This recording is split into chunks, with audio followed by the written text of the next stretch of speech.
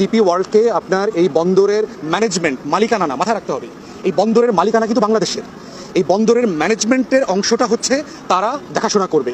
বাংলাদেশে বিশেষ করে চট্টগ্রামে যারা রাজনীতি করে, এই রাজনীতিক বিনিয়োগ লুটপাট বাণিজ্যের একটা কেন্দ্র হচ্ছে চট্টগ্রামের বন্দর। এখন প্রশ্ন হচ্ছে যে আমরা কি কিছু লুটেরার কাছে বাংলাদেশ বর্গা দিব? এই জন্য ষড়যন্ত্র খোঁজার এই রাজনীতি বন্ধ করতে হবে।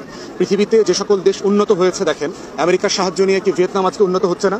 যেই জাপানে পারমাণবিক অস্ত্র ফেলেছে আমেরিকা, হিরোশিমা এবং নাগাসাকি দুইটা শহরকে মাটির সাথে মিশিয়ে দিয়েছে, সেই জাপানের সাথে সবচেয়ে বড় বিজনেস পার্টনারশিপ কার? আমেরিকা। অতএব কোরিয়া আজকে কাদের সাহায্য নিয়ে উন্নত হয়েছে?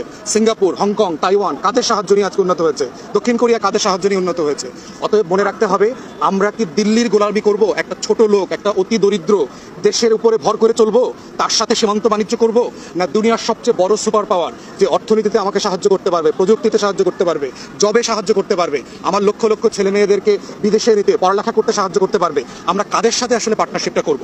অতএব যখন ডিপি ওয়ার্ল্ডকে আপনার এই বন্দরের ম্যানেজমেন্ট মালিকানা না, মাথায় রাখতে হবে এই বন্দরের মালিকানা কিন্তু বাংলাদেশের। এই বন্দরের ম্যানেজমেন্টের অংশটা হচ্ছে তারা দেখাশোনা করবে। এই দেখাশোনা করার এক্সাম্পল দেখেন, গ্রামীণ ফোন বাংলাদেশে শুরু করেছিল না, লাভ করতে পারে নাই।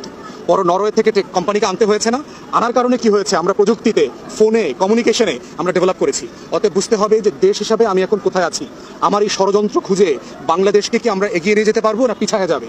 অতএব আমাদের যেখানে সচেতন থাকতে হবে, আমরা প্রযুক্তি চাই, আমরা বিনিয়োগ চাই, আমরা উন্নয়ন চাই, অংশীদারিত্ব চাই, সব চাই, কিন্তু আমাদের স্বাধীনতা, সার্বভৌমত্ব, জাতীয় স্বার্থ যেন ভুলুণ্ঠিত না হয়, এটা হচ্ছে আমাদের দেখার বিষয়।